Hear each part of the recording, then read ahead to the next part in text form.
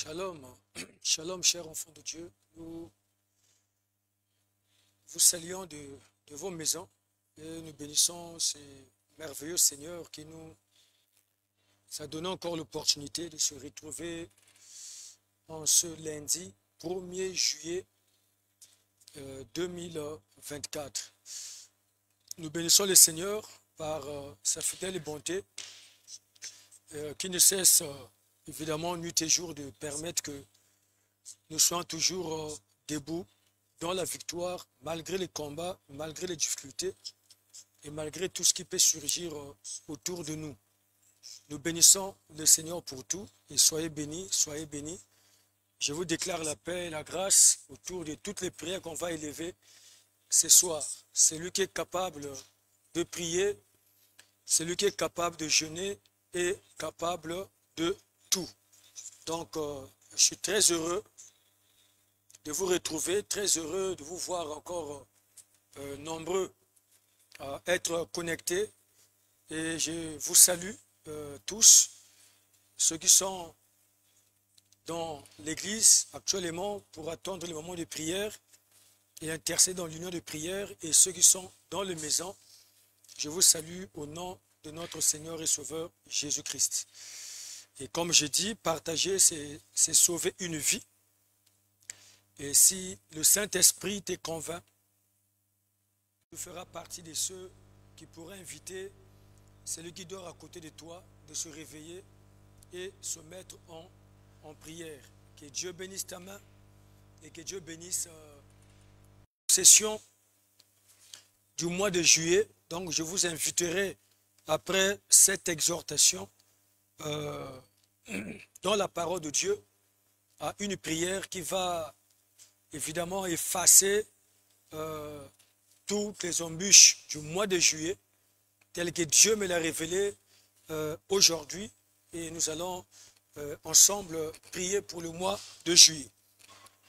Et ce soir, je te parle ici sur le psaume 11, verset 3. Le psaume 11, verset 3 nous dit: quand les fondements sont ébranlés, le juste, que ferait-il? Quand les fondements sont ébranlés, les justes, que ferait-il? Psaume 11, verset 3. Quand les fondements sont ébranlés, que ferait le juste? Alors, je prends ce verset, et dans ce verset biblique qui nous montre réellement que le juste peut rencontrer les fondements ébranlés, et le juste peut rencontrer plusieurs difficultés dans sa vie. Le juste peut rencontrer plusieurs épreuves dans sa vie. Et le langage de chantre de David, tel que je lis ce langage et tel que je l'ai médité, cela montre qu'on peut connaître Dieu, et cela montre qu'on peut être dans le chemin du Seigneur. Cela montre qu'on peut servir le Seigneur, car ici, il est question du juste.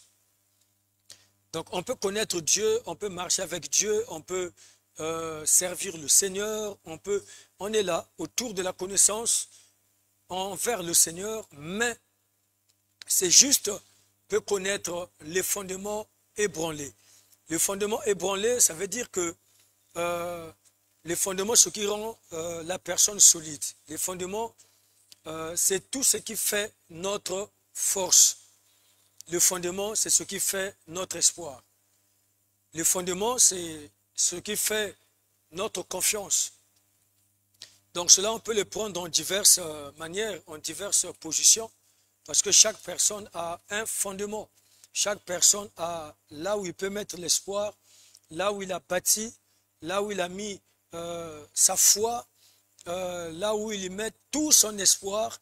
Donc je ne sais pas pour toi qui me suis ce soir, quel est ton fondement, ou quel était ton fondement. Donc tout ce que nous mettons l'espoir dans la vie, tout ce qui compte pour nous dans la vie, on peut le perdre. On peut le perdre pour un temps. C'est le langage que je veux peut-être beaucoup mieux utiliser. Comme on peut sentir, partout nous mettons l'espoir, cela peut être troublé. Voyez? Donc quand je parle les fondements, quand les fondements sont ébranlés, donc on peut prendre un deuxième sens de signification d'être ébranlé. Donc quand les fondements sont troublés.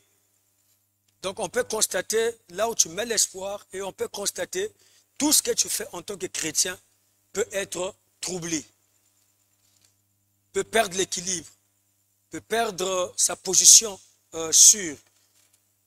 Le foyer, par exemple, les affaires, les finances, le ministère, tout ce qui fait notre espoir, tout ce qui compte pour nous, même les gens qui comptent sur toi.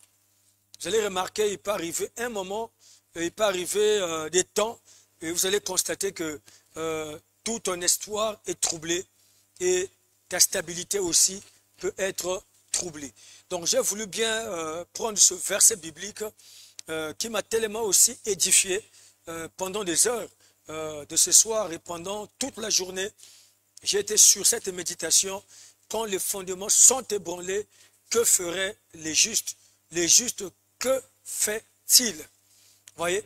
Donc il y a comme une attitude, parce que nous avons un point d'interrogation, comme encore un trait, un petit trait qui poursuit comme une question que Dieu peut se poser, que les hommes peuvent se poser pour dire que voilà, tel que les choses tournent mal, on voit son attitude.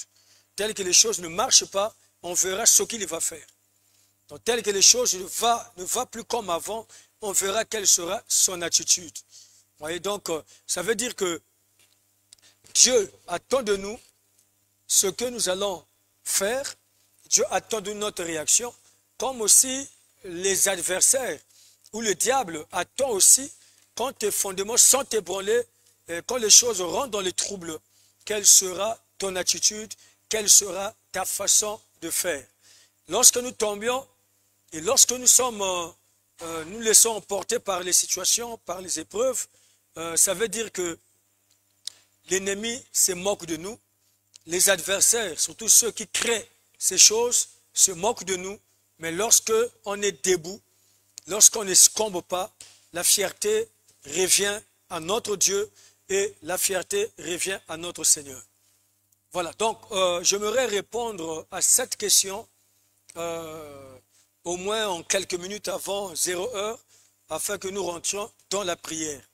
Je sais que tu as perdu pas mal de choses, et nombreux que je vois ici, vous avez perdu la paix dans pas mal de situations, vous avez perdu la paix dans pas mal de domaines de votre vie, et nombreux n'ont pas eu la solution, n'ont pas eu la possibilité de s'en sortir. Pourquoi? Parce qu'ils n'ont pas été enseignés, ils n'ont pas été avertis sur certaines paroles, sur certaines exhortations, sur certains enseignements ou sur certaines méthodes enseignées qui pourraient les aider vraiment à s'en sortir de toutes ces situations qui sont arrivées dans leur vie. Mais ceux qui ont été divinement avertis, je crois bien, c'est des gens aujourd'hui qui arrivent quand même à sortir la tête, qui arrivent à vaincre certaines tempêtes. Et nous bénissons grandement le Seigneur. Donc, je suis dans un plaisir réel de parler à une personne, de parler à quelqu'un, évidemment, qui est en train de voir perdre les avantages, qui est en train de voir perdre même les fondements. Et quand je parle de fondements ébranlés, je connais un peu le coup de cela et je suis passé par plusieurs épreuves que toi, tu traverses actuellement, mais je te rassure et je te le prophétise que la victoire est certaine. Vous voyez? Donc, il y a des gens qui nous parlent et qui ont vécu dans la vie aussi et qui continuent à vivre. Perdre de l'argent, nous les traversons, nous les avons vécus. Perdre les personnes qui comptaient pour nous aussi, nous les avons traversées. Perdre les gens qui comptent pour nous, perdre même dans le ministère, les partenaires qui comptent pour nous, nous les avons vécus. Perdre même les enfants spirituels comme biologiques qui comptent sur nous, nous les avons vécus dans notre vie. Et dans notre vie quotidienne, nombreux le vivent. Donc j'ai voulu bien t'affermir parce que tout ce que nous perdons, on peut le récupérer. Ça déjà, il faut se mettre dans cette réalité. tout ce que nous perdons, on peut le récupérer. Déjà, quand j'entends David dire, les chants de David, dire que ferait le juste? Ça veut dire que déjà le mot juste nous donne une assurance pour nous qui sommes justes, parce que nous savons que Dieu n'abandonne pas les justes. Vous voyez? Nous avons déjà une certitude. Et ce point d'interrogation peut faire troubler tes ennemis, peut faire troubler les gens qui attendent ton malheur, qui attendent ta chute, qui attendent tes pleurs. Mais moi, je te dis que nous avons la ferme assurance, c'est parce que tout ce qui t'arrive arrive à un juste. Ça veut dire qu'à une personne qui a la ferme assurance à son Dieu. C'est lui-là le juste. Et la Bible dit, les malheurs atteignent souvent les justes et le Seigneur l'en délivre toujours. Je te donne ici trois attitudes qui vont t'aider, trois attitudes qui vont t'aider, ou trois choses qui vont t'aider, trois choses que le juste doit appliquer pour s'en sortir de toutes les situations qui peuvent lui arriver. Mais sachez que tu n'es pas le premier et tu ne seras pas le premier à traverser les situations qui arrivent ou qui peuvent arriver. Nous avons l'assurance que Dieu est capable de tout faire. Voilà, donc il y a trois choses. Il y en a plusieurs, mais je te donne trois aujourd'hui si le temps me le permet rapidement. La première des choses qui va t'aider à s'en sortir quand les fondements sont ébranlés, ça veut dire quand tu perds l'espoir, quand tu perds ton argent, quand tu perds le foyer, quand tu perds la bonne santé, quand tu perds les enfants. Je suis en train de réitérer pour signifier ta position. Alors, quand tu perds même tes papiers, quand tu perds le travail, quand tu perds la paix, ça veut dire ça c'est les troubles. Donc, c'est l'ébranlement des fondements. Parce que le fondement, c'est comme une fondation. Le fondement, c'est comme une force. C'est comme quelque chose qui soutient. Vous voyez, quand on prend la fondation, c'est qui soutient la maison. Vous voyez? Et tout ne se fait pas sans fondement. Assurément, tu as fourni les efforts toute ta vie de bâtir l'espoir sur la chose qui est en train de se perdre, là où je parle, et sur la chose que tu es en train de perdre actuellement, là où je parle. Vous voyez? Il y a des gens qui ont fourni les efforts pour leurs femmes, qui ont fourni les efforts pour la famille, mais aujourd'hui, ils se retrouvent seuls. Ils n'ont plus personne. Il y a des gens qui ont situé les enfants. Il y a des gens qui ont aidé les enfants. Il y a des gens qui ont envoyé même les enfants en Europe. Il y a des gens qui ont envoyé les femmes même en Europe. J'ai rencontré un. Le fait que je le reçoive et de prier avec lui, et l'Éternel me révèle la discorde qu'il avait dans son cœur, la paix qu'il n'avait pas. Je vous rassure, dès que j'ai posé la question, mais le Seigneur me demande de te demander qu'est-ce qui s'est passé entre toi et ta femme. Un grand monsieur a commencé à pleurer. Et pendant qu'il pleurait, je me suis posé la question, est-ce que sa femme était morte ou comment? Mais pendant qu'il est en train de pleurer, et à la fin, il m'explique, il me dit que non, voilà papa, j'ai fait beaucoup d'espoir sur ma femme. Et j'avais des projets d'acheter une maison en Europe. J'avais des projets de faire des choses en Europe. Alors pendant que je me suis investi et prendre une grosse somme à la banque qui faisait des centaines de millions, alors je prends madame, je l'envoie en Europe pour dire que voilà, va commencer déjà pendant que moi, je suis en train de travailler et faire un peu de tout et on verra comment les choses vont aller.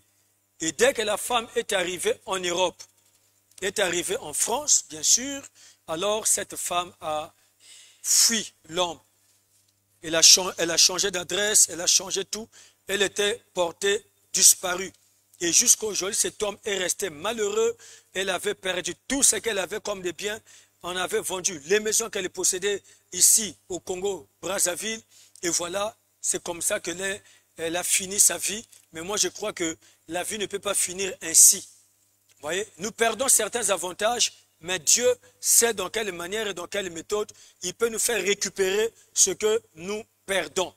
Donc, quand les fondements sont ébranlés, quand les troubles rentrent dans nos vies, dans nos finances, dans notre propre santé, alors le juste, que ferait-il? Voilà ce que tu dois faire en tant que juste pour récupérer et arriver même à vivre les doubles, les meilleurs, plus encore de ce que tu as perdu.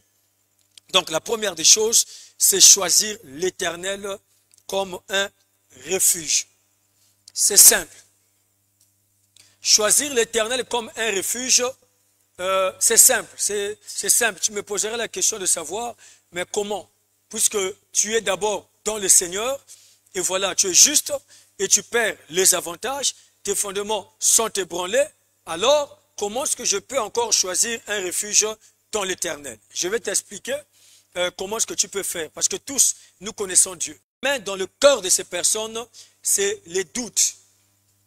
Les doutes à l'égard, d'ailleurs, du Dieu qu'ils sont en train de prier, et les doutes à l'égard de la prière qu'ils sont en train de lever envers le Seigneur. Maintenant, quand je dis en ces moments-là, il faut choisir le Seigneur ou l'Église comme un refuge, en fait, c'est multiplier les efforts. Ça veut dire quand tu sens déjà le mouvement de perdre les fondements ou de perdre les avantages que tu as commencent dans ta vie, où les épreuves commencent à se multiplier, alors il faudrait déjà considérer l'Église à une autre dimension qu'avant. Vous savez, à un certain niveau, quand les choses marchent bien avec le Seigneur, nous nous sentons en une certaine paix, nous nous sentons à une vie aisée. Vous voyez? Donc, parfois, on ne sacrifie plus les temps pour l'Église. Il y a des fois, nous sommes en train de prier, comme d'habitude, mardi, vendredi, comme nous, à la Cité des Vainqueurs, ou le dimanche, chaque matin, tu es à l'Église. Mais ça devient comme une vie quotidienne. Il y a une chose. Les épreuves vont arriver, mais cela nous demande une autre dimension. Ça veut dire que tu ne dois plus considérer Dieu comme tu le considérais avant. Tu ne dois plus fréquenter l'église comme tu l'as fréquenté avant. Mais là, lorsque vous sentez que les fondements sont ébranlés en tant que juste, il faudrait automatiquement se réfugier dans la maison de Dieu. Automatiquement. Parce que les épreuves vont arriver dans l'objectif de vous écraser. Dans l'optique de vous écraser. Ça, c'est ça le but du diable. Il va provoquer pour que tu tombes. Il va provoquer pour que tu disparaisses. Qu'on ne parle plus de tes affaires, qu'on ne parle plus de ta famille, qu'on ne parle plus de ton nom. Vous voyez? Donc, automatiquement, c'est ça l'objectif. Maintenant, quand tu constates tous ces mouvements arriver, où les avantages être ébranlés, donc ça veut dire que tu ne dois plus prier comme tu priais avant. Tu ne dois plus considérer Dieu comme tu le considérais avant. En ces moments-là, si tu priais, par exemple, 2 heures du temps, automatiquement, au moment des épreuves, il faut que tu doubles les heures de prière. Donc, tu dois arriver au moins à 4 heures du temps. Et si tu fréquentais l'église au moins 3 fois dans la semaine, il faut la fréquenter tous les jours. Voilà ce qu'on dit comme refuge.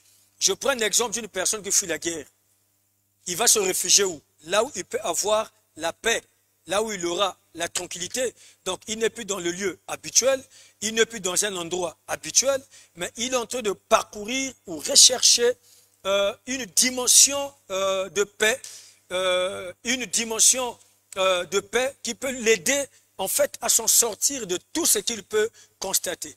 Donc maintenant, nous en ce moment-là, on ne va pas de gauche, on ne va pas à droite, mais nous choisissons l'Église comme un lieu de refuge. Autrement, vous allez remarquer, quand ces choses-là arrivent à beaucoup de gens, ces troubles dont je parle, l'homme n'a plus l'art de considérer la maison de Dieu. Et vous allez remarquer, l'homme a plus le temps d'aller se réfugier chez les parents, d'aller se réfugier chez le père, la mère, les amis, les frères. Vous savez, je parle des plaintes. Ouais, je parle des plaintes, je parle des gens qui se disent que Dieu ne peut plus rien faire. Et à la dimension où je suis arrivé, ça veut dire qu'il n'y a plus d'espoir pour l'Église, puisque les choses sont arrivées en pleine prière. Les choses sont arrivées en pleine Église. Les choses sont arrivées en plein ministère. Alors, comment s'en sortir de cette vie? Alors, c'est là où les gens perdent la valeur de l'Église. Les gens perdent la valeur de Dieu.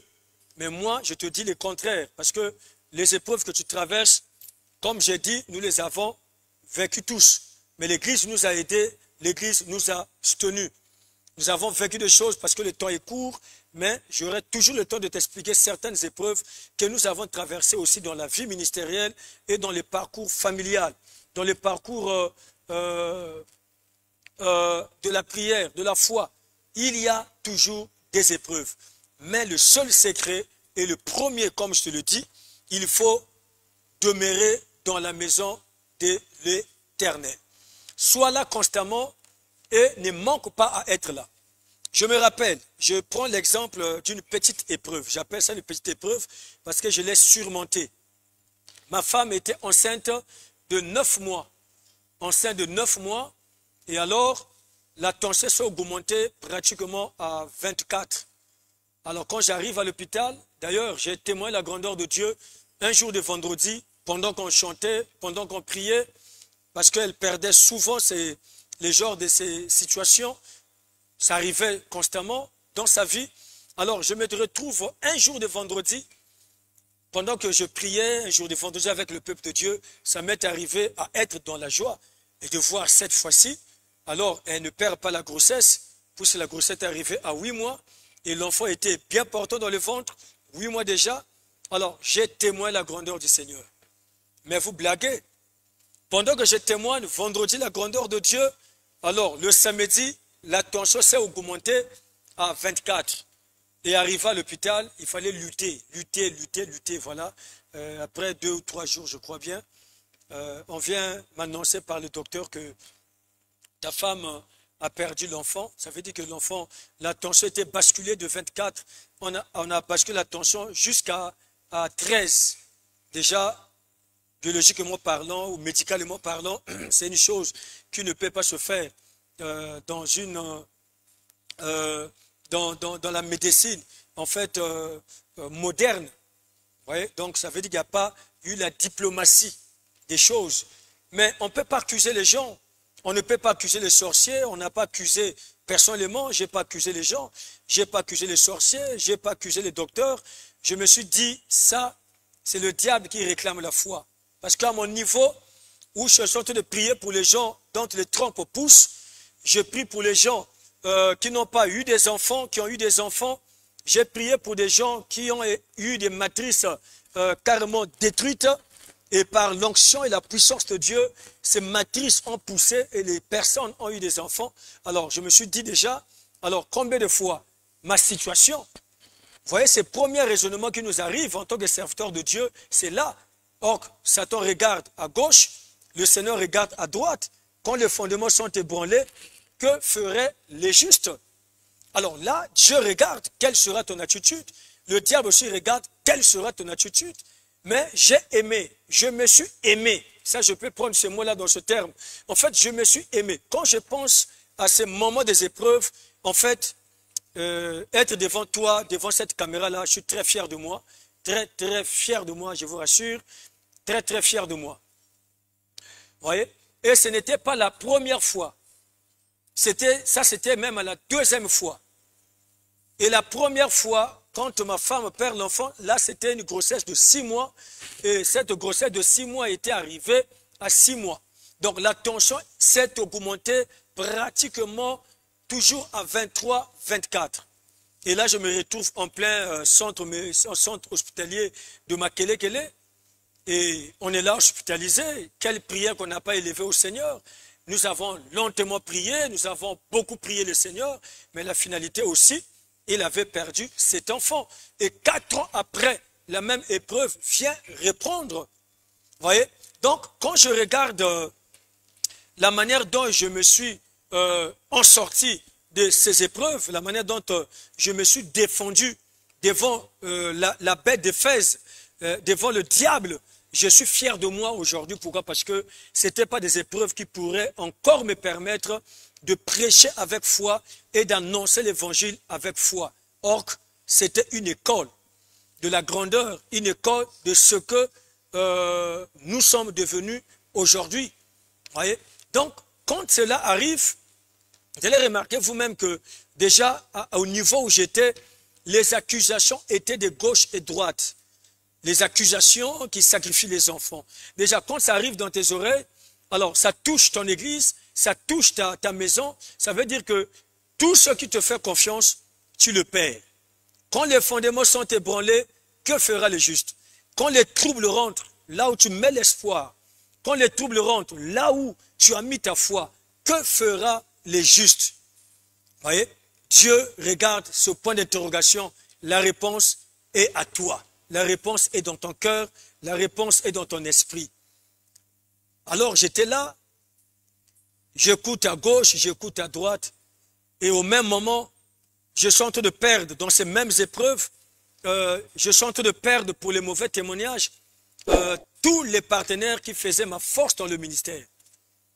Et j'ai été accusé, vilipendé par les gens, de magiciens, de pratiquants, de ceci, pas mal de choses.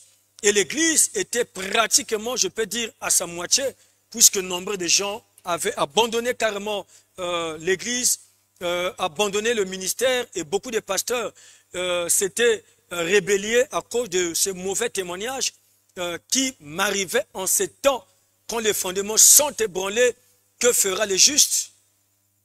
Mais gloire au Seigneur, le seul secret que j'ai mis à l'œuvre, je me suis réfugié dans la maison de Dieu.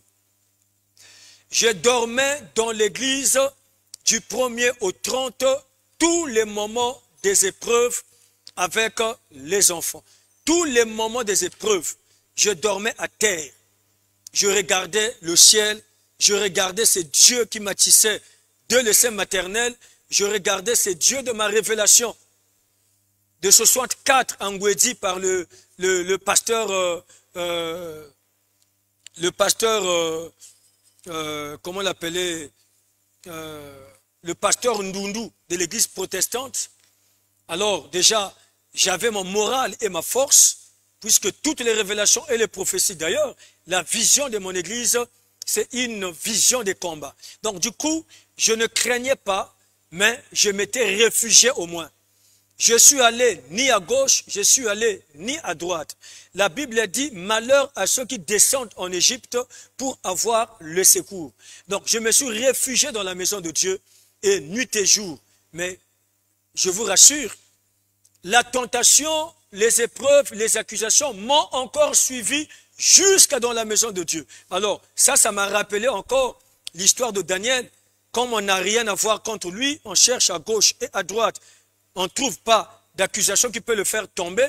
Il est toujours debout. Qu'est-ce que les ennemis de Daniel ont dit? Cherchons une accusation dans la loi de son Dieu. Papa, je te rassure, je te donne ce témoignage qui date de 9 ans déjà, peut-être de 8 ans ou de 10 ans, si j'ai une bonne mémoire.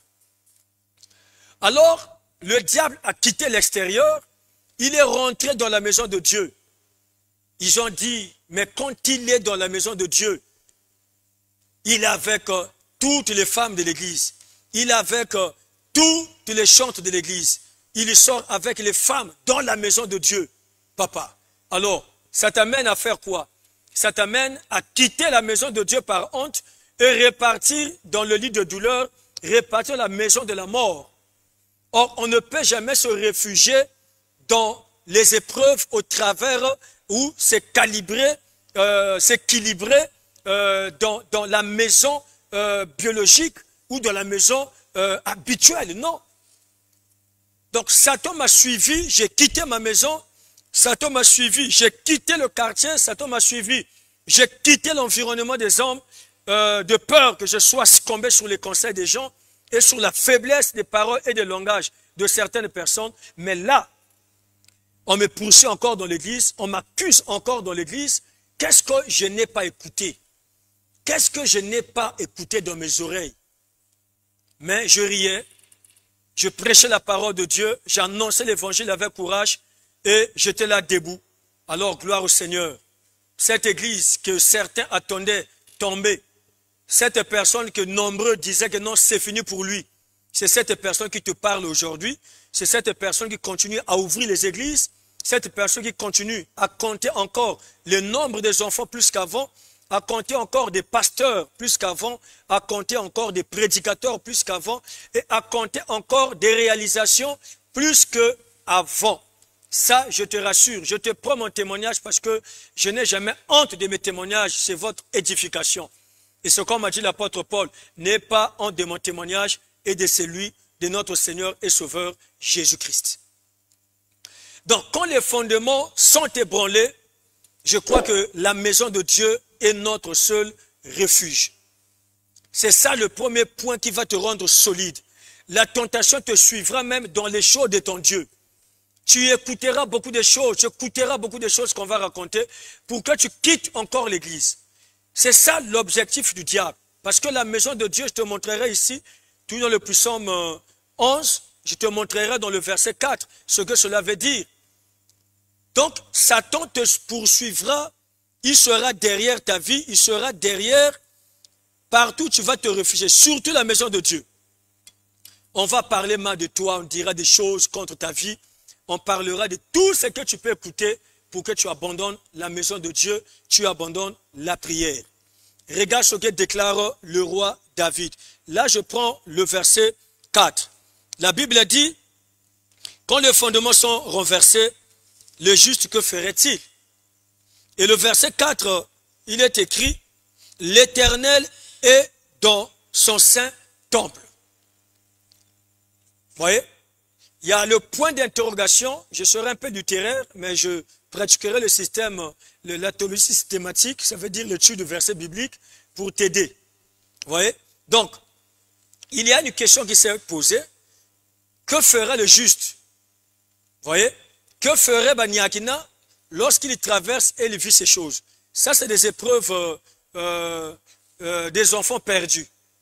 Mais je ne te parle pas de certaines épreuves, des affaires où les troubles étaient rentrés, où j'ai perdu des voitures par des accidents. Tu achètes une voiture neuve, une année après, l'accident irrécupérable, une année après, l'accident irrécupérable. Donc, vous sentez que le diable te recherche partout, dans les matériels, dans la famille. Il te recherche dans la santé. Là même, je ne rentre pas dans la santé. Si je rentrais là, 9 ans de pénitence des maladies multipliées dans un même corps.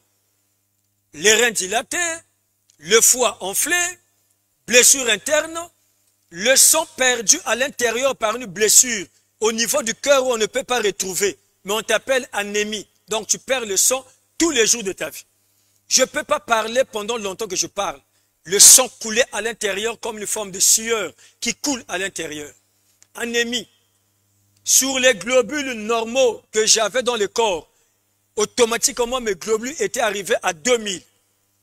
Je perdais les forces tous les jours pendant 9 ans. Tous les jours. Et les maladies ne quittaient pas. Quand je parle de maladies, les maladies se multipliaient par mois, par jour. Et dans un même corps, je pourrais compter près de 8 maladies au même moment, des palus chroniques, des typhoïdes que nous appelons vulgairement ici en Afrique, les reins dilatés au même moment, les maux de tête au même moment, les blessures internes au même moment, et sans compter le 2 pointes d'hernie bilatérales au même moment. Alors, ça arrive encore, je tombe encore à l'étage de l'église. Au même moment, je tombe encore à l'état de l'église. Ça veut dire que le pied, le cheville s'est séparé. Je ne pourrai plus prêcher convenablement, mais condamné à élever le pied en haut. Ça, c'est dans les mêmes périodes. Élever le pied en haut pendant 6 mois. À ça, j'avais refusé. J'ai dit mon refuge est dans la maison de Dieu. Et pendant que je sors de l'hôpital, en ces temps-là, ma femme est à l'hôpital. Elle perd l'enfant de 6 mois dans le ventre. Et moi, je tombe de l'église en haut. Je tombais sur la dalle. L'ange du Seigneur m'a relevé. Au lieu de tomber sur la nuque ou de tomber sur les fesses et être paralysé, de l'auteur de 7 mètres, l'ange de l'Éternel m'a relevé. Je suis venu vers le pied et le pied s'est séparé. Condamné à élever les pieds pendant 6 mois en haut, sans prier et être coincé à la maison. Alors, on est allé acheter une chaise. Je me souviens encore de cette chaise-là. Vraiment, je suis très fier de moi. Excusez-moi, je ris encore, c'est parce que je sais là où je sors. Vous voyez? Donc, je vois encore cette chaise-là où un partenaire était là acheté au marché pour élever le pied en haut. Donc, être condamné à boire la bouillie, commissaire veut-il, non, Seigneur. Papa Niakina, hein, le petit frère de Yaya. Attends, il a dit, Seigneur. Donc, si moi, je prêche pas la parole de Dieu, et Satan gagne, là, il a tué, et ici, il me fait tomber à l'étage. Alors, attends, ça c'est être gagnant. Entre toi, il y a des maladies gauche-droite qui ont en train de surgir autour du corps. Non, il dit jamais. J'ai dribblé tout le monde. J'ai dribblé tout le monde, je te rassure, bien-aimé. Je dribble tout le monde. Je sors de l'hôpital, par exemple, aujourd'hui. Et un jour, le lendemain, je me suis levé, j'ai dit à mes protocoles, conduisez-moi à l'église, je vais aller faire une petite prière. Alors, on m'a mené le lendemain à l'église, on m'a soulevé, on me met dans la voiture. J'arrive à l'église. J'ai dit à tout le monde, bon, laissez-moi, je suis en retraite. Or qu'au fond, c'était pour découper les plâtres que j'avais dans les pieds, parce que je suis dans la maison de Dieu avec assurance, et je crois que le pied devait se réparer à l'instant même. Donc, je suis venu, on m'a laissé, d'abord un jour de vendredi, j'étais assis dans ma chaise, en train d'attendre le moment de la prédication, et personne ne pourrait croire que c'est moi qui va prêcher à la sortie de l'hôpital avec le cheville séparé. Alors, quand on invite le prédicateur, c'est moi qui s'élève. Les gens criaient avec mes deux béquilles. J'ai lutté, arrivé au prêchoir. J'ai commencé à prêcher la parole de Dieu. J'ai dit à l'Éternel, aïe aïe aïe, je suis le canal de l'onction, je suis le canal de la délivrance, je suis le canal de la guérison. J'ai jeté les béquilles et depuis ce jour-là, mon pied s'était renfermé et Dieu a réparé le cheville. Je suis descendu le lendemain, on me ramène à l'église avec le plâtre. J'ai coupé le plâtre jusqu'à aujourd'hui. Je n'ai jamais fait 6 mois le pied levé, mais plutôt j'ai fait 2 jours après. Le pied s'était réparé jusqu'à aujourd'hui. C'est la maison de Dieu. Le secret, c'est le refuge de la maison de Dieu. Voyez? Donc, il y a des choses qu'on ne peut pas oublier. Il y en a tellement, bien aimé, je ferai toute une prédication, même 3 heures du temps, te parlant de mes épreuves, te parlant des combats que j'ai vécus, que je vis, et dont la maison de l'Éternel est restée le refuge de la victoire. Raison pour laquelle je te partage cette grande expérience que tu dois essayer. Aimer la maison de Dieu et réfugiez-vous dans la maison de Dieu, car la Bible dit l'Éternel est dans son saint temple. Et si Dieu est dans son saint temple, donc il n'est pas dans ta maison, voyez, mais Dieu est en toi. Et quand Dieu est en toi et tu traverses les épreuves, alors va multiplier les efforts. Ce qui est en toi et ce qui est dans le saint temple de Dieu, vous les multipliez, finalement, tu t'en sors facilement devant les épreuves. L'Éternel est dans son saint temple. L'Éternel a son trône dans les cieux. Le trône de Dieu est dans les cieux, mais il est dans son saint temple. L'Éternel a son trône dans les cieux. Ses yeux regardent. Ses yeux regardent où? Les yeux de l'Éternel regardent dans son saint temple. En fait, il y a un jeu de mots que nous devions réaliser. Il est dans son saint temple. Il a son trône au ciel et ses yeux regardent.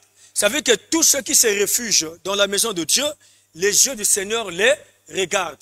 Il y a des endroits où nous n'avons pas les regards du Seigneur, comme une personne qui a des problèmes, des situations, qui se réfugie chez les marabouts. Déjà là, on n'a pas les regards de Dieu là-dedans. Vous voyez? Une personne qui a des situations, mais qui va se plaindre chez les parents. Vous voyez, tu as un problème de foyer, le foyer est troublé, les fondements du foyer sont ébranlés, les fondements du foyer sont ébranlés, mais comment un homme peut aller se plaindre chez les parents? Aller se plaindre chez les parents. Il faut se plaindre à Dieu, il faut venir dans la maison du Seigneur et commencer à plaider la cause. J'aime l'attitude de Anne. Anne a vécu des situations dans son foyer et les fondements étaient ébranlés. La Bible a dit, sa rivale lui faisait des mortifications. Des mortifications. Mais Anne ne répond pas à sa rivale. Et la rivale avait beaucoup d'enfants, mais elle n'avait pas la grâce d'avoir les enfants. D'ailleurs, la Bible a dit, Dieu l'avait rendue stérile. Il est arrivé à une dimension où le Seigneur, où son mari Elkana dit encore à Anne, ne crains pas, ma chérie, je vaux plus que l'enfant que tu cherches. Mais Anne n'a pas vu ça. Quand on dit la rivale et les enfants la mortifier, je prends le mot, le terme des mots, être mortifié, ça veut dire que tu es emmerdé, tu es comme torturé moralement, parce que tu assistes la rivale et ses enfants manger, toi tu manges seul, tu assistes aux moqueries, tu assistes aux injures, tu assistes aux accusations, tu assistes aux situations qui peuvent t'enlever la foi. Et tu n'as pas la force de marcher encore envers l'église. D'ailleurs, tu as honte. Tu as honte d'aller prier parce que les gens vont connaître ta situation telle que ça se présente. Pauvre, malheureux, tout ça, papa. Quel habit qu'on n'a pas porté pour prêcher la parole de Dieu, frère. Quelle moquerie qu'on n'a pas eue. On a prêché la parole, les gens écoutent la parole, se moquent même de ton habillement. La manière que tu es habillé, avec une veste déchirée, une veste arrangée quelque part, avec des gros vêtements. Voilà, mais tu es en train de prêcher la parole avec fierté. Il y a des fois tu n'as pas mangé. Et les gens se moquent de vous, vous qui priez. Regardez la vie que vous menez. Mais la Bible a dit, malgré la durée de la nuit, le jour apparaîtra. La parole de Dieu ne sort pas et répartir sans produire des effets. Donc moi je crois qu'il y a des situations qui peuvent changer dans votre vie, peu importe la gravité et la grandeur de ces situations et de ces troubles que vous traversez dans votre parcours. Quelque chose peut toujours changer. Et c'est comme ça que Anne n'a pas regardé sa rivale. Moi, je vois tous ces degrés de la honte, de la stérilité. Et je me souviens encore de ma première interprète qui a vécu des épreuves terribles avant d'avancer. Stérile pendant 9 ans. Et l'église aussi commence dans sa propre maison, en étant stérile. Donc, vous êtes en train de faire l'adoration un dimanche, mais dehors, les amis locataires qui sont à gauche, droite, sont en train de se moquer de vous. Ils sont en train de rire votre adoration, se moquer de votre louange. Mais il faut avoir le courage. Il y a des épreuves qui demandent le courage. Il y a des épreuves qui demandent le moral. Vous voyez, pourquoi? Parce que nous savons que c'est passager. C'est la vie des enfants de Dieu. Voilà. Mais la finalité, aujourd'hui, elle a 4 enfants. Aujourd'hui, Dieu l'a donné la fécondité, Dieu l'a élevé, Dieu l'a donné tout. Elle est pasteur. Et Dieu a béni son mari. Donc, il y a toujours la fin des choses que nous traversons. Mais le problème, c'est avoir les méthodes et la manière d'agir face aux épreuves que nous sommes en train de faire, de vivre. Et Anne a en profité. Lorsqu'ils sont arrivés à Shiloh, le mari donne le moral. Anne n'a pas écouté les paroles de son mari, mais la Bible a dit, elle s'est réfugiée dans la maison de Dieu. Et gloire au Seigneur, le temps qu'elle se réfugie dans la maison de Dieu, Élie aussi était dans le temple, en train de travailler dans son service. Anne s'est mise à genoux devant l'autel du Seigneur. La Bible dit qu'elle resta longtemps. Ça veut dire que c'est déjà un refuge. Elle resta longtemps dans la présence de Dieu. Longtemps. Elle était tellement fatiguée à prier. Elle commençait à remuer les lèvres. Et Élie dit, femme, arrête ton état d'ivresse. Parce que déjà une personne ne pourrait pas être dans une folie de rester longtemps en prière telle que tu le fais. Et Anne dit à Élie, non mon Seigneur, ta servante n'est pas ivre, mais l'amertume de mon cœur, les douleurs, ça veut dire de mon cœur, les troubles de mon cœur, mon foyer est ébranlé, je ne mets pas au monde, j'ai pas d'enfants, ma rivale a des enfants, regarde ses blessures. Mais elle ne fuit pas chez sa mère, elle ne fuit pas chez son père, elle ne fuit pas chez les amis, elle ne se plaint pas chez les gens, ni à son mari. Mais Anne se réfugie dans la maison de Dieu. Pas comme avant, puisqu'elle venait à Shiloh constamment, mais là, ça devient différent parce que ça a étonné Élie. Donc c'est une manière différente qu'on doit mettre à l'œuvre dans l'église pour finalement arriver à vaincre les épreuves. Mais on ne doit pas prier comme d'habitude, non. Mais nous devrions changer une manière. Donc en ce moment-là, l'église devient, la maison de Dieu devient un refuge pour ta vie. Et c'est comme ça que Anne a reçu le refuge. Et quand Élie a déclaré la parole, la Bible dit que à la même époque, l'année prochaine, Anne a reçu un enfant. Elle est venue voir Élie pour dire que mon Seigneur, c'est à cause de cet enfant que je priais. Je suis cette femme, en ce temps-là que tu avais vu, qui remuait les lèvres au temple. Et c'est comme ça qu'Élie a pris Samuel dans la maison de Dieu, comme le premier prophète de l'Éternel, dans l'appel divin. Donc moi je me dis, mon frère et ma soeur, on n'a pas à craindre. Dans la maison de Dieu, nous avons les regards du Seigneur parce que sa présence est là. Et plus que tu es dans la présence du Seigneur, je sais que le corps du Seigneur ne peut jamais se porter à te laisser mourir, à te laisser tel que tu es.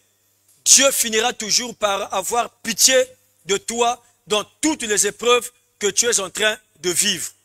Même quand cela te poursuivra dans le temple, te poursuivra dans la maison de Dieu pour que tu quittes. Ne quitte pas, demeure là. Il y aura des critiques. Même dans le temple de Dieu, il y aura des critiques. On peut te critiquer dans la maison de Dieu. Tes propres frères et tes propres sœurs de l'église peuvent aussi se moquer de toi. On te donne même un nom. Parce que tu es habitué à porter que les mêmes habits. Vous voyez? Il y a des gens qu'on va appeler que le frère mince là. Mais tu n'as jamais été appelé à être mince. Mais tu vas grossir. Et ça, je te le déclare. Mais dans toute l'église, on connaît que le frère mince. Vous voyez? Pourquoi? Parce que tu as des problèmes, tu as des situations qui perdurent. Mais ton Dieu finira par changer ton apparence comme il a changé l'apparence de ton pasteur. Moi aussi, on se moquait de moi, on parlait mal de moi. Là, je suis même, je ne dis pas que je suis maigre. Hein. Maigre, ça devient une dimension de maigresse, c'est compliqué, papa. Ça, on ne peut pas aller là-bas. Mais j'étais maigre. Vous voyez? J'étais maigre. Tu peux compter les os. Tu peux les toucher. Parce que je mangeais mal. Je m'habillais mal. J'étais marié et on n'avait pas l'argent de marcher par jour. Je mangeais dans les maisons des gens. Ma femme n'avait pas des habits. J'avais pas des habits. Pour s'habiller, il faut emprunter, aller quelque part dans une maison pour une chemise d'un ami. Mais nous sommes en train de servir le Seigneur et je suis consacré aussi pasteur. J'ai été consacré en 2003 pasteur le 18 décembre 2003 à l'ENAM par les pères de cette nation. Je suis pasteur, prédicateur, ça fait 30 ans que je prêche la parole de Dieu. Et j'ai fait près de 20 ans sans voir clair. Dans le ministère, pauvres, malheureux, sans habits, vous mangez, critiqués, vilipendés par les gens. Et on vous donne même les noms.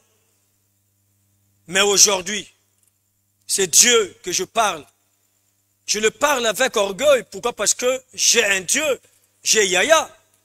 Vous comprenez? Donc c'est pour dire que si ce Dieu-là m'a ramassé de la poussière, il m'a fait asseoir parmi les grands, si ce Dieu-là m'a pris de la poussière, il m'a fait rentrer dans des vols internationaux, je suis allé gauche-droite où les gens, des millionnaires, des milliardaires me considèrent, moi j'ai la ferme assurance que ce Dieu va te ramasser de la poussière, il te lèvera, il te fera asseoir parmi les grands.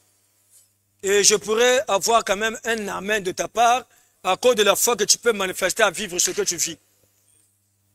Donc, il n'y a rien d'impossible au Seigneur. Le problème vient dans l'église comme tu es. N'écoute pas, ne prête pas l'oreille à tout ce que les gens peuvent raconter contre ta vie. Mais ça, je t'avertis, même dans l'église, tu auras des critiques. Et nombreux le vivent. Sœur Wana, elle a la église. Vous comprenez? Ah, Bangopé, Bogo vivre. Parfois, tu as honte des gens. Sœur Wana, Bangopé, Balekisi, Makambo Belé. Bangopé, on va vous critiquer. On va critiquer. Regarde, je vais te donner un petit témoignage. Je pourrais même clôturer aujourd'hui par là. Et je prendrai le deuxième point, les deux autres choses lundi. Et je t'invite à ça. Ou si tu veux, vendredi, je vais continuer pour ne pas te mettre dans la carence de la connaissance. Mais écoute-moi ce témoignage-là. Je clôture par ce témoignage. Il est arrivé, je sais que ça peut faire mal aux gens, mais moi ça ne me regarde pas. Il est arrivé à aider. J'ai aidé une femme dans la vie. Et cette femme était veuve. Elle avait perdu son mari. Alors, par compassion du Christ, j'ai pris cette femme. Je l'ai aidée. Je l'ai soutenu. Je lui ai payé la maison. Je lui ai fait manger pendant des années. Pendant 13 ans. Mais il fallait écouter ce que les gens ont raconté comme critique, comme condamnation. Des choses qui peuvent faire même honte. Qui peuvent faire même honte. Le diable est rentré dans la loi de mon Dieu pour dire qu'un pasteur, une personne qui n'est pas de sa famille, il lui paie la maison, il lui fait manger, oh, il doit être sa femme. Vous comprenez? Et vous prêchez la parole de Dieu. Vous annoncez la parole de Dieu. Et les gens qui racontent ces choses-là, c'est les mêmes personnes que tu es en train de prêcher la parole de Dieu.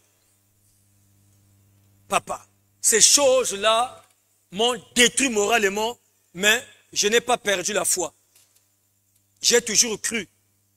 Et la sœur allait quitter même l'église. Écoute-moi bien. Allait quitter même l'église.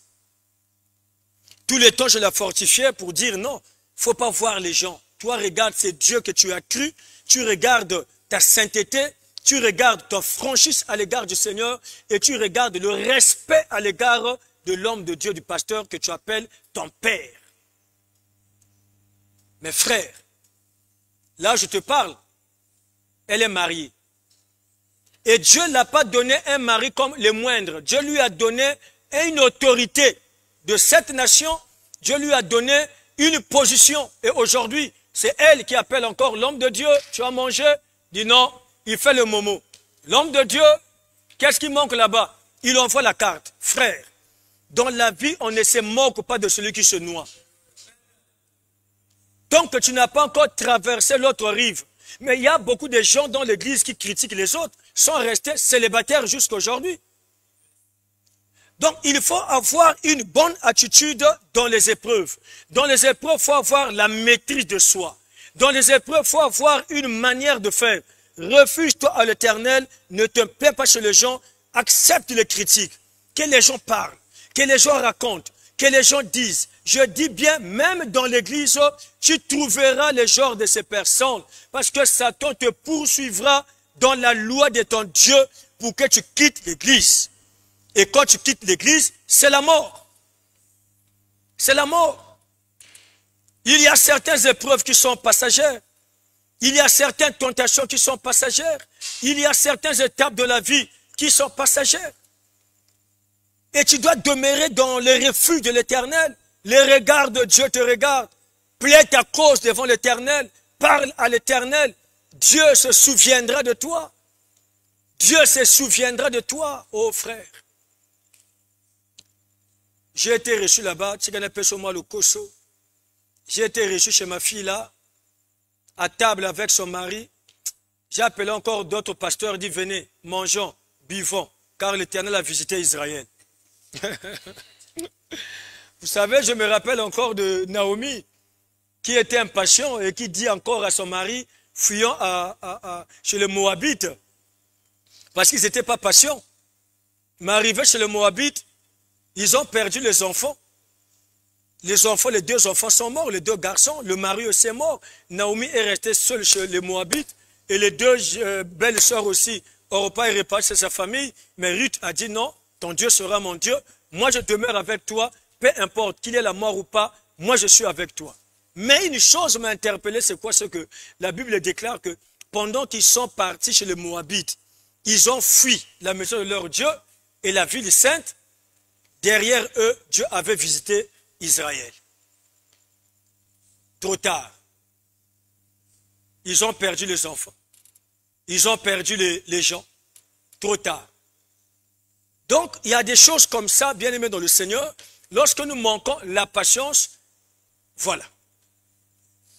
Soyez patients dans la maison de Dieu. Ça, je insiste. Avant qu'on prie l'Éternel, la tentation, les épreuves arrivera dans la maison de Dieu.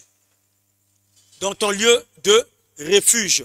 Mais comprends que l'Éternel est dans son saint temple, l'Éternel est à son trône dans les cieux, ses yeux regardent, ses paupières sondent les fils de l'homme. Et le verset 5 dit, l'Éternel sonde les justes. Donc en ce moment-là, il te regarde dans le temple, il est en train de voir son enfant en train de crier, pénir avec dans sa famille, dans sa nudité, alors les regards sont là, Dieu regarde comment tu dors à terre, laisse-lui regarder. Dis Seigneur, je meurs en toi. Tant mieux que je meurs dans l'église, que de mourir entre les mains des gens qui se moquent de moi et qui me nourrissent encore. Les gens qui se moquent de moi, ils ont pitié de moi, mais ils me critiquent encore. Tant mieux venir dans la maison de Dieu, être là tout le temps, dormir là tout le temps, jusqu'à ce que mon Dieu dira un mot. Et je te prophétise que l'Éternel dira un mot dans ta vie et Dieu va te visiter. Voilà, sois et demeure dans la maison, dit Seigneur, voilà la première des choses à faire. Hein? La première des choses à faire.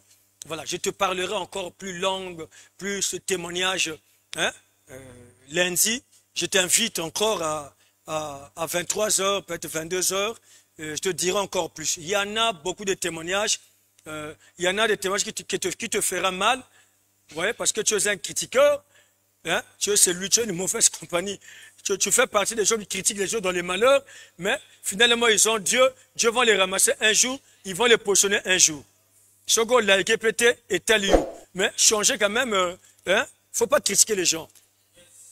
Et toi qui es critiqué, aie le moral. Aie le moral dans le refuge de l'Éternel. Vous voyez? La Bible déclare heureux l'homme qui trouve son refuge en l'Éternel. Heureux celui qui se confie en l'Éternel, mais malheur à l'homme qui se confie dans l'homme. C'est ce que dit la parole de Dieu. Il faut que les aides de l'Éternel te couvrent. Les aides de l'Éternel. Heureux qui ont pour appui les ailes de l'Éternel. Ce que déclare le roi David, car il se repose à l'ombre du Tout-Puissant. Je dis à l'Éternel, mon refuge, et voilà, donc je veux prier, nous allons prier ensemble, que le Seigneur te soutienne. Je crois, je suis en train de voir déjà les projets bafoués de voyage, mais ce n'est pas perdu. Enfin, ce n'est pas perdu. L'homme qui était mis en jeu pour cette situation n'était pas prévu pour ça parce que ça allait mal finir et il devrait chanter pour toi. Mais le problème, c'est parce que tu as une vie comme Banyagina, une vie comme ton père. C'est-à-dire, Dieu ne permet pas que quelqu'un se glorifie pour dire que non, c'est grâce à moi. Voilà pourquoi ta vie est restée un mystère. Donc, ce voyage va se faire. Mais ce que les gens dont tu comptais qui n'existaient plus pour ta vie, ce n'est pas eux que Dieu avait prévu pour ça. Donc, quand les fondements sont ébranlés, que feras-tu, mon frère? Continue à prier dans l'église, refuse-toi dans la maison du Seigneur. L'Éternel va susciter les gens que je vois, évidemment, qui viendra avec de bons projets. Alors, si je te dis que non, ça sera une femme, Dieu t'enverra quelqu'un. Et ce projet va prendre encore son parcours, va prendre encore sa direction, et Dieu accomplira de grandes choses. Donc, ne crains pas, n'aie pas de soucis pour ça. Vous voyez, Dieu a déjà préparé une solution pour cette situation-là. Et toutes ces personnes vont s'écraser, vont s'effacer. Je vois déjà, c'est les simples paroles qui sont restées dans leur bouche. Ça veut dire que Dieu a anéanti leur force parce que si ça se faisait par eux, ça ne sera pas bien. Mais Dieu veut se glorifier dans ta vie. Il veut se glorifier pour tout ce qu'il veut faire dans ta vie. Ouais, donc, ne crains absolument rien. Dieu accomplira des grandes choses. Vous aussi qui avez perdu le foyer à cause de la fécondité, le Seigneur va vous visiter. Dieu me dit de vous dire que c'est le temps. C'est le temps, Dieu va vous visiter. Et cette année ne finira pas. Beaucoup de femmes que je regarde là, qui sont stériles, vont obtenir les enfants. Et Dieu vous donnera les enfants. Il y en aura tellement. Et Dieu vous donnera sans limite les enfants. Il fera des grandes choses. Il y en a ceux qui ont des propositions. Je vois une qui a la proposition de sa mère. Tu sais ce que ta mère est en train de te dire actuellement par rapport à ta situation. Mais le Seigneur t'interdit d'accepter cette proposition. Pourquoi? Parce qu'elle veut t'amener à une erreur. Et quand je vois au-delà de mes yeux, je suis en train de voir que Ta mère est en train de te proposer une personne qui prie avec elle. Une personne qui prie avec elle. Vous voyez? Et c'est là où elle veut t'amener. Je n'ai pas de nature d'accuser les gens sur leurs pratiques, mais je te dirais tout simplement que le Seigneur ne veut pas qu'à la dernière minute et au temps qui est resté court pour que tu atteignes ton objectif, que tu puisses échouer et donner la gloire au diable, donner la gloire aux hommes, parce que ta prière est carrément vers l'accomplissement. Tes efforts sont déjà arrivés au point où le Seigneur accomplira ce qu'il t'a prévu, accomplira ce qu'il est en train de vouloir te faire. Donc si en ce moment-là, tu acceptes cette proposition et tu vas parce que partout à Dieu, partout à ceci, je te rassure que reviens dans ta position, demeure dans ta position et continue à rechercher l'enfant. Et je dis bien, je le répète, il te reste que un petit temps pour obtenir tes désirs, obtenir ce que tu es en train de chercher. Vous voyez? Donc, rends tout simplement grâce au Seigneur. J'aimerais aussi que vous priez pour votre frère qui est en pleine formation. Je vois un frère qui est autour de l'âge de 30 ans jusqu'à 25 ans, mais qui est en pleine formation, militaire. Mais je le vois mourir à cette formation. Je ne le vois pas revenir. Je ne le vois pas revenir. Donc, on doit prier pour ce frère-là, parce que la personne dont je parle est concernée sur ce que je dis et me suit. Je ne dis pas qu'il me suivra, mais il me suit. On va prier pour ce frère-là qui est en formation militaire. Le Seigneur doit l'aider parce que je le vois avec une grave maladie qui le fait mourir en plein camp. Et je regarde ça, je vois ça au niveau de son bas-ventre et je vois l'appendicite. Je vois l'appendicite qui va se déclencher. Elle est rentrée avec dans cette formation, mais on va prier le Seigneur faire disparaître cette maladie. Et ça va disparaître. La prière qu'on va élever ce soir fera que là où il se trouve là-bas, qu'il vive un signe, parce qu'elle est en train de sentir des douleurs au niveau de son ventre. Si tu as le contact avec lui, tu peux l'appeler ou tu peux rentrer en contact avec lui. Il te dira la même chose, mais nous allons prier pour lui et le Seigneur fera grâce. Le Seigneur va manifester une grâce excellente pour Roka Debosa Kadeboché. Je t'ouvre un peu les yeux sur le voyage que je vois qui veut s'effectuer. Mais je suis en train de voir un projet. Donc je vois la maman à l'intérieur. Je suis en train de voir parmi les filles, une fille à l'intérieur. Et je suis en train de voir les petits-enfants. Je ne vois pas la nature de ce voyage qui veut s'effectuer, mais l'Éternel interdit ce voyage qui concerne la maman, une fille de cette maman, et qui concerne les petits-enfants. Mais tel que je le vois, ça doit être les enfants de cette fille-là, donc les petites filles ou les petits-fils. Dieu interdit ce voyage. Ce voyage n'est pas dans le plan divin de Dieu et vous n'avez pas droit à effectuer ce voyage. Et ne partez pas à ce voyage. Dieu interdit ça. Sinon, il y aura des malheurs qui pourront arriver dans votre vie. Je dirais une chose qui va peut-être scandaliser quelqu'un, mais ça ne doit pas te scandaliser. Je vous donne ici les intentions de prière aussi, bien qu'ils ont une prophétie, ça ne doit pas vous scandaliser. Vous savez, je parlerai typiquement en parabole. Il y a des gens, il y a des fois qui cherchent des solutions, mais quand ils arrivent quelque part, ça devient un chemin sans retour. Et pour sauver leur vie par rapport à ces inconvénients, ils peuvent proclamer même son propre frère. Parce que lui va sauver sa vie, il ne va pas accepter de mourir et il va proclamer son propre frère. Et quand le frère a un esprit dur et fort, ces choses-là font toujours un retour. Parce qu'on lui dira, c'est trop tard, mais pour te sauver, donne-moi le nom d'un frère ou d'une sœur. Mais quand le frère ou la sœur est dynamique dans la prière, ces choses-là font les retours. Donc je vais te dire par là, si vous avez un frère dans la famille qui est en train de souffrir actuellement, qui est vraiment malade actuellement, dont vous n'arrivez pas à voir la solution, demandez pardon pour lui. Demandez pardon pour lui.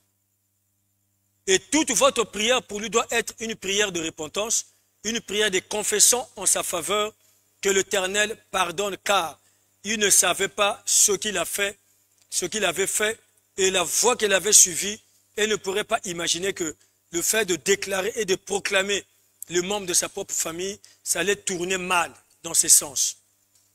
Et le Seigneur, je vous rassure que est en train de procurer la paix au travers de toutes ces prières, même multiplier la confession, la repentance au travers de sa vie, et l'Éternel accomplira encore et encore des grandes choses. Mais cela sera un prix. Donc priez aussi pour sa famille. Priez aussi pour sa famille, c'est-à-dire sa maison. Parce que le diable est en train de viser déjà, pendant qu'il est en train de perdre déjà la valeur de votre frère, il est en train de voir sa maison. Donc il y a un retour qui veut se faire dans sa maison, parce que Satan est en train de perdre sa cause pour lui. Mais il doit faire quelque chose parce qu'il ne doit pas aussi perdre. Donc ce soir, prends ça comme une prière, une intention. Priez pour sa maison et priez pour ce frère-là qui est en train de souffrir actuellement dans ta famille. Je parle de frères proches et de frères directs. Donc on va prier le Seigneur, que Dieu nous soutienne, que Dieu nous soit favorable. Je t'invite en prière au moins pour 20 minutes tout simplement, pour marquer une heure, pour marquer le nouveau jour et marquer le 2 juillet. Et notre première intention de prière, j'aimerais que tous ensemble, et toi qui me suis à la maison, toi qui me suis à distance, nous allons commencer à prier d'abord pour notre exhortation, demander au Seigneur de nous soutenir, demander au Seigneur d'être avec nous. Si tu avais perdu la foi, tu n'avais plus le courage de l'église, je te prie de revenir dans la maison du Seigneur. Je te prie de commencer à demander la force au Seigneur. Que Dieu nous soutienne, que Dieu nous fortifie. Et je donnerai 3 intentions ce matin et Dieu sera à l'œuvre. Nous allons prier tous ensemble, demandons encore la force. Toi qui es dans la maison de Dieu, demande encore la force au Seigneur au nom de Jésus-Christ de Nazareth.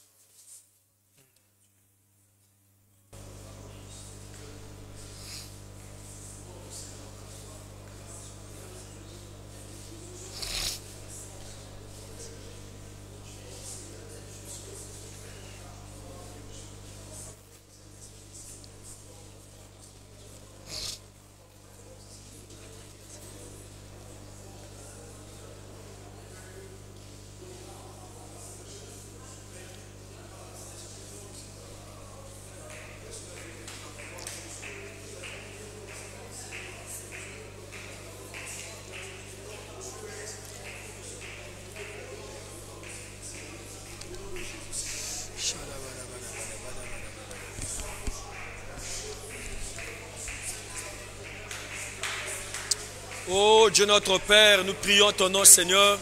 Nous prions que la grâce de Dieu surabonde autour de nos vies, Papa. Que la main du Seigneur soit à l'œuvre à tous ceux qui me suivent. Soit à l'œuvre à tous ceux qui me suivent, Seigneur. Je prie que tu fortifies chaque personne qui est dans la maison de Dieu, chaque personne qui est dans la maison de Dieu, chaque personne qui est dans la maison de Dieu. Nous déclarons, Seigneur, que tu affermisses, que tu manifestes ta grâce, ta bonté, que tu manifestes ta puissance au nom de Jésus-Christ de Nazareth. Yahweh notre Père, nous avons besoin que la maison de Dieu soit notre refuge, que la maison de Dieu soit notre refuge, que la maison de Dieu soit notre refuge, que la maison de Dieu soit notre refuge. Père éternel des armées, la Bible déclare que tes regards sont dans ta maison, tes regards sont dans ta maison. L'Éternel est saint dans sa maison et ses regards regardent dans sa maison, car le ciel est son trône. Mais Père des armées, nous déclarons que tes regards sois favorable à toutes les personnes qui se réfugient dans ta maison, à toutes les personnes qui se réfugient dans la maison de Dieu, à toutes les personnes qui se réfugient dans ton temple. Oh Dieu notre Père, nous les recommandons en tes mains. Nous les recommandons en tes mains, Seigneur. Nous déclarons au nom de Jésus que tu amènes une puissance, tu amènes une autorité, que tu fasses que Père des armées, tous ceux qui se réfugient dans ta maison, trouve le secours comme Anne. Trouve le secours comme Anne dans nos enfants, dans les mariages, dans les voyages, dans les affaires, dans les finances, au nom de Jésus. Et quand les fondements sont ébranlés, laisse que les justes soient tenus, laisse que les justes soient forts, laisse que les justes soient élevés, laisse que les justes, Yahweh notre Père, soient dans le courage, soient dans la volonté, au nom de Jésus-Christ de Nazareth. Oh Dieu notre Père, laisse que ta main soit étendue, Seigneur, à tous les enfants de Dieu qui ont pour l'Église leur maison, qui ont pour l'Église leur refuge, qui ont pour l'Église leur secours. C'est en tes saintes mains, Seigneur, que je les recommande. Et cela au nom puissant de Jésus-Christ de Nazareth. Oh, le Dieu du ciel, Jésus-Christ de Nazareth, manifeste ta bonté, manifeste ta fidélité et laisse que la main du Seigneur continue à éclairer, Seigneur, tes enfants. Continue à éclairer tes enfants, que l'autorité divine, oh Seigneur des armées, fortifie chacun de nous, parce que tu es Dieu, Seigneur, et sans toi, Papa, nous ne sommes rien. Que la gloire de Dieu se manifeste autour de nous, Seigneur. Gloire et louange, honneur à toi. Gloire et louange, honneur à toi. Oh, sois béni, Papa. Sois élevé, Jésus-Christ. Alléluia. Au nom de... Un jour je sais, un jour je sais, un jour je sais, il s'élèvera le dernier dans ma vie. Un jour je sais, un jour je sais, un jour je sais, un jour je sais, un jour je sais, il s'élèvera le dernier dans ma vie. Un jour je sais, un jour je sais. Nayebiete, ganayebiete, nayebiete, à côté les mains, moto ya suka na bomo inanga. Nayebiete, ganayebiete, nayebiete, ganayebiete, nayebiete, à côté les mains. Moto ya suka na libala nanga. Nayebiete, nayebiete, nayebiete, ganayebiete, nayebiete, à côté les mains. Moto ya suka na kobota nanga.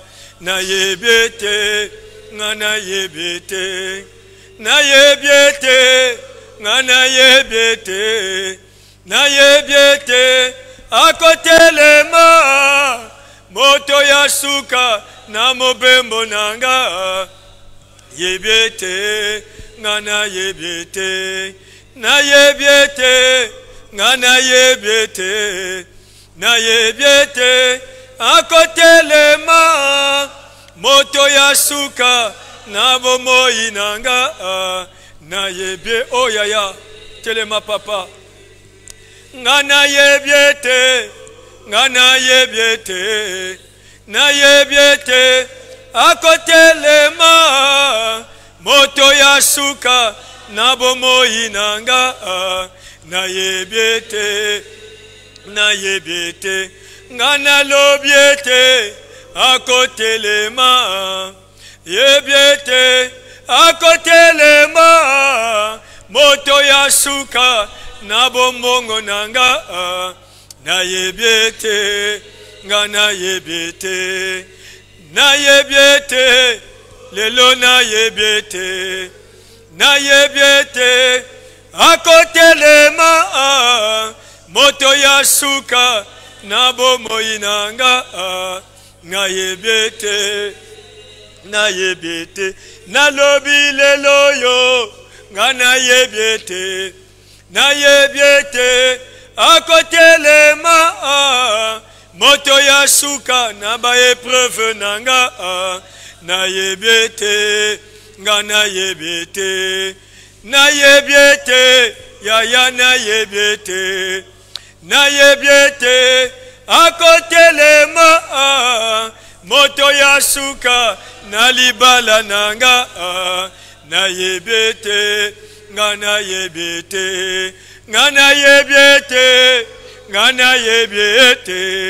nayebiete akotelema moto ya suka na bomoi nanga nayebiete chali kamona yo o nga nayebiete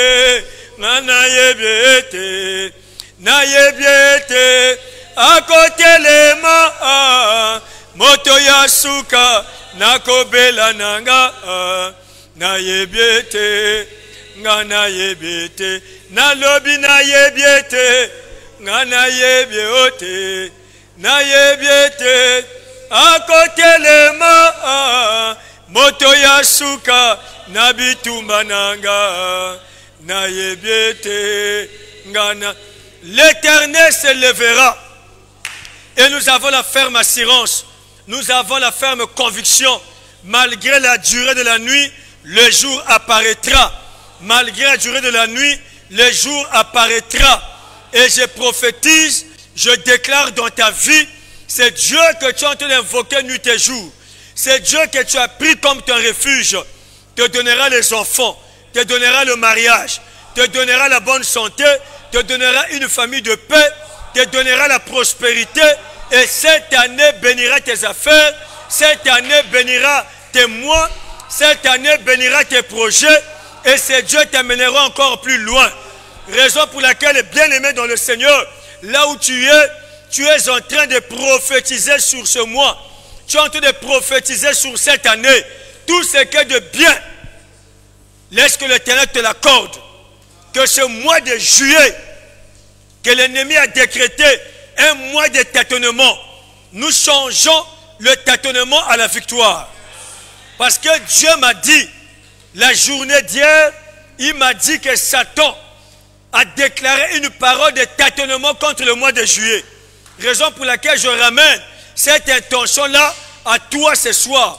Nous sommes en train de changer les tâtonnements de ce mois de juillet en un mois de victoire, en un mois de grâce. Au nom de Jésus-Christ de Nazareth, commence à prier comme ça. Alléluia. Oh, Rakadaba Santa Baba Shekede. Robo Shekeya Baba Santa Baba. Rosanda Baba Rebo Shaka. Tout tâtonnement que l'ennemi a établi pendant ce mois de juillet, le tâtonnement financier, le tâtonnement dans nos familles, le tâtonnement dans nos projets, le tâtonnement, Seigneur, dans tout ce que nous allons entreprendre, le tâtonnement dans tout ce que nous allons entreprendre pendant ce mois de juillet, nous sommes en train de déclarer la victoire. La victoire au nom de Jésus-Christ. La victoire au nom de Jésus-Christ. La victoire. Que ce mois de juillet, Seigneur, tout tâtonnement soit brisé. Tout tâtonnement soit détruit. Tout tâtonnement, Seigneur mon Dieu, soit annulé au nom de Jésus-Christ de Nazareth. Que tout esprit de tâtonnement dans les études, dans mes affaires, dans mes finances, là où se trouvent mes dossiers des affaires, tout tâtonnement ce soir est en train d'être écrasé au nom de Jésus-Christ de Nazareth. Les choses établies à tâtonner, Seigneur, je déclare que la puissance de Dieu, je déclare que l'autorité de Dieu se lève contre tout esprit de tâtonnement, contre tout esprit de tâtonnement, au nom de Jésus-Christ. Là où seront nos dossiers, là où se trouvent nos dossiers, nous déclarons le succès, nous déclarons la réussite, nous déclarons l'élévation, nous déclarons le succès. Au nom de Jésus, nous déclarons la puissance, nous déclarons l'autorité. Rodebo Sakada Baba. Oh Dieu de gloire. Prie, prie, prie. Brise le tâtonnement de ce mois de juillet. Tout esprit de tâtonnement doit être anéanti, doit être brisé pendant ce mois de juillet. Oh Kadaba Santa Baba. Oh Dieu de gloire, lève-toi. Nous détruisons l'esprit de tâtonnement. Nous écrasons l'esprit de tâtonnement. Seigneur, que le tâtonnement de ministère soit brisé. Le tâtonnement de foyer soit détruit. Pendant ce mois de juillet, que les ministères des serviteurs de Dieu, les ministères des pasteurs ne tâtonnent pas. En âme, en finance. Yahweh notre Père, laisse que l'esprit de tâtonnement soit éloigné de toutes les églises. De toutes les églises. Et je rentre dans cette nation, que l'esprit de tâtonnement dans cette nation soit brisé pendant ce mois de juillet au nom de Jésus-Christ de Nazareth. Oh Rakada Baba, Reboshek. Zamenanga telema nanguyana. Oh papa telema yo jaliza. Oh zamenanga telema. Zambe telema nanguyana yo papa de gloire.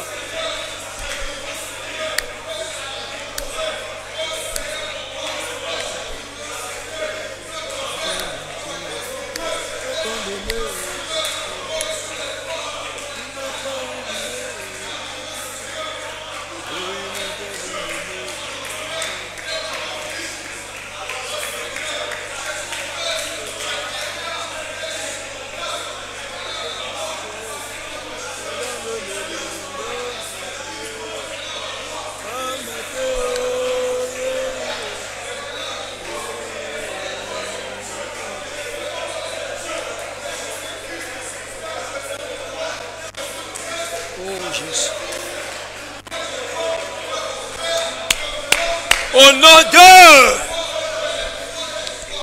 Nalangwe oh Yesu Nalangwe lolango na yo Nalangwe oh Yesu Nalangwe lolango na Nalangwe oh Yesu ya nalangwe lolango na nalangwe oh nalangwe nalangwe lolango yo ajamba teo Yesu milango teo masia nzala teo oh Yesu oh nalangwe lolango oh nalangwe oh nalangwe Yahweh nalangwe lola gona nalangwe nalangwe ya nalangwe lolango. Bien-aimés, tous au bon de l'ensemble na pokwa lelo, nous sommes en train de prier. Le mois de juillet, c'est le 7e mois. Le mois de juillet, c'est le 7e mois. Tous au bon de l'ensemble. Le boko na nzambe telema. Le chiffre 7, c'est le chiffre de la perfection. Et raison pour laquelle le diable veut combattre ce mois qu'on tâtonne. Mais je déclare que nous sommes en train d'avancer. Je déclare que nous sommes en train de multiplier les efforts. Je déclare que nous sommes en train de réussir sur tout ce que nous sommes en train de faire. Et je déclare le succès au nom d'eux. Que la puissance de Dieu s'élève dans la perfection. Tout ce que tu vas faire doit aller dans la perfection. Tout ce que nous ferions dans cette nation doit aller dans la perfection. Le chiffre 7, c'est le chiffre de la perfection. Et nous proclamons, nous déclarons le succès, la réussite, la perfection dans tout ce que tu es en train de faire au nom de Jésus-Christ de Nazareth.